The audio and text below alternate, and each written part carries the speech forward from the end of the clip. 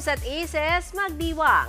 Nanalo sa isang international award sa Brazil ang P-pop groups na SB19, BINI at BGYO. Speaking of BINI, meron pa silang good news sa kanilang fans.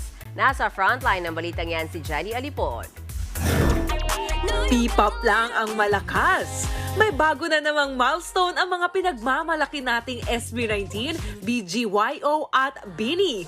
Wagi lang naman sila sa Break to Do Awards 2024 sa Brazil.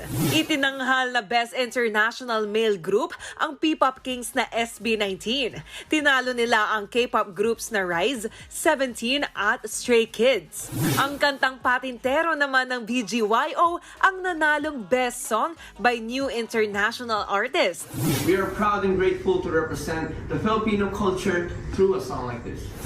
Dalawang awards naman ang inuwi ng ating nation's girl group na BINI. Sila ang itinanghal na Best Breakthrough Artist. Pinataob ng BINI ang K-pop group na Baby Monster at American singer na si Chappell Roan. Best International Music Video naman ang bago nilang Cherry on Top. Thank you once again for recognizing BINI in this year's Breakthrough Awards. We share this recognition with the composers and producers of the song. Additional good news ito ngayong successful ang kanilang final Grand BINIverse concert. Gaya ng Day 1, napuno pa rin ng blooms ang The Big Dome ngayong gabi.